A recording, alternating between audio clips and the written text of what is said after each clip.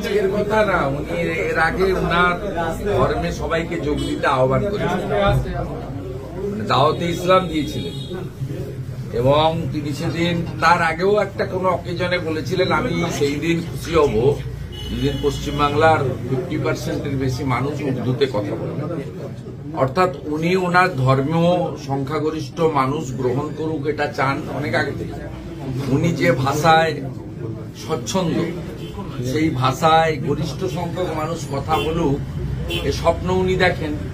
তা আজকে তিনি একটি তৃতীয় সংযোজন করেছেন যে জনসংখ্যা দিয়ে তারা মেজরিটি হবে, শুধু পশ্চিমবঙ্গে নয় ভারতে 33 এবং না সেটা তো ভালো কথা যে আমাদের সংখ্যালঘু মানে উনি তো মুসলিমদের প্রতিনিধিত্ব করেন, যে আমাদের মুসলিম কমিউনিটি থেকে আরো জাজ হোক, এত কম সংখ্যক কেন হাইকোর্ট সুপ্রিম কোর্টে জাজ? এ তো মেধার ভিত্তিতে যদি হয় তো খারাপ কি? মমতা ব্যানার্জি চান ধর্মের ভিত্তিতে, তাই ওবিসি বাতিল করেছে হাইকোর্ট এবং সুপ্রিম কোর্টেও যে হিয়ারিং গুলোতে আপনি সুপ্রিম কোর্টের বেঞ্চের অবজারভেশন গুলো তো দেখছেন, লাইভ ল হয়। লাইভ লতেও সুপ্রিম কোর্ট কি বলছে যে ধর্মের ভিত্তিতে রিজার্ভেশন হয় না।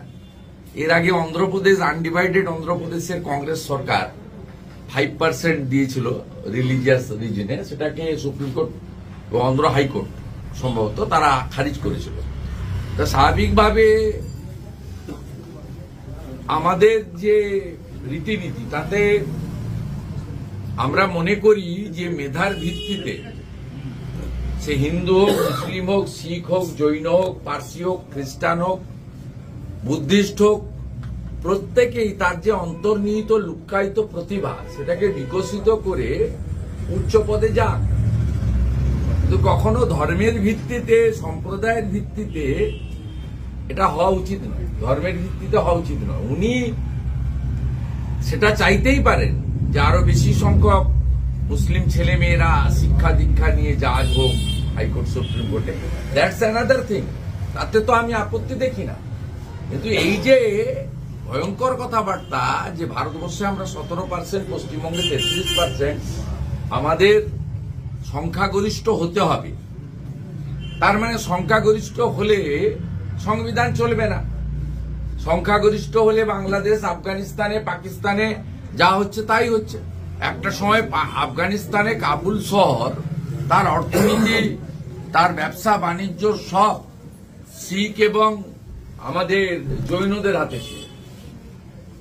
একটা সময় ইসলামাবাদ, লাহোর, করাচি বড় বড় সিটিগুলো সব হিন্দু, শিখ, পার্সিদের হাতে ছিল।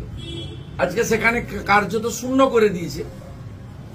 যখন 50% পেরিয়ে যায় ওরা, তখন তো সংবিধান চলে না, তখন মুসলিম পার্সোনাল ল বোর্ডের যে আইন আছে সেটাকে চালু করা হয়। হ্যাঁ, অর্থাৎ স্বাভাবিকভাবে উনার কথাবার্তা খুব ভয়ঙ্কর। সংবিধানকে হাতে নিয়ে এদের লাজ লজ্জা নেই। আর পশ্চিমবাংলার মানুষও ইস্যুতে ভোট দেন না, সমীকরণে ভোট দেন। ওনাদের আপনি যদি 1 কোটি টাকা করে পরিবার প্রতি দেন, ওদের ভোট মোদিজিকে বা বিজেপিকে হারানোর জন্য পড়বে। আর আমাদের মধ্যে অভাব অভিযোগ আছে, কোথাও লক্ষ্মীর ভান্ডার কাজ করে, কোথাও অন্য জিনিস কাজ করে, কোথাও আটকে দেয়। শান্ত প্রকৃতির হিন্দুরা আটকে দেওয়া হয়। এই কাছাকাছি তো অনেক এলাকা আছে যেখানে গত লোকসভা ভোটেও হিন্দুরা ভোট দিতে পারে। ক্যানিং এর জীবনতলায় পেরেছে, না ভাঙড়ে পেরেছে, না মিনাখা হাড়োয়াতে পেরেছে, না বাদুড়িয়াতে পেরেছে। এবং অনেক জায়গা আছে, অসংখ্য জায়গা আমি আছে, উদাহরণ দিয়ে বলতে পারি। এই জায়গা থেকে আমি উল্টো দিকে বলবো, সনাতনীরা যদি ঐক্যবদ্ধ না হন, তাহলে উনারা যখন 50% হয়ে যাবে, তখন বাংলাদেশে আজকে যা হচ্ছে, পশ্চিমবঙ্গে এবারে দুর্গাপূজা থেকে কার্তিক পূজা এবং গতকাল কাঁথিতেও দেখেছেন আপনারা, গাড়িতে এমপ্লিফায়ারে ভজন চালিয়ে চালিয়ে পর্যটক ফিরছিলেন, হাওড়ার পর্যটক।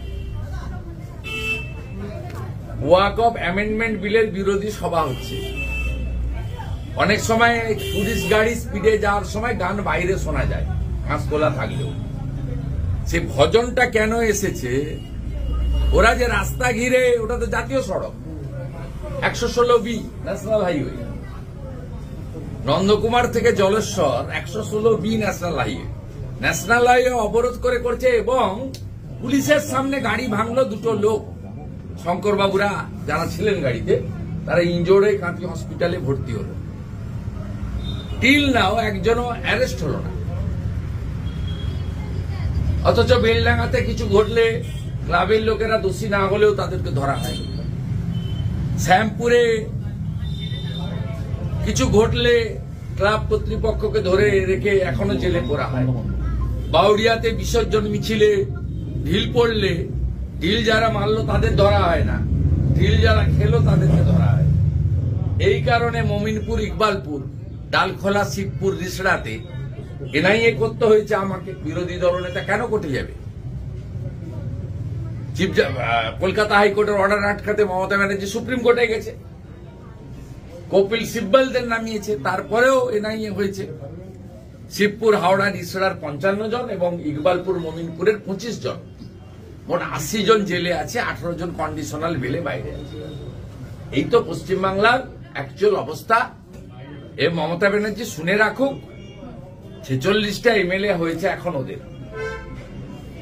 যেদিন 100-র উপরে এমএলএ জিতবে, ববি হাকিম এবং সিদ্দিকুল্লাহ চৌধুরী তাদের লোকেরা, সেদিন মমতা ব্যানার্জি আর ভাইপোর কোনো জায়গা থাকবে না। আমাদের কথা তো ছেড়ে দেন, আমাদের তো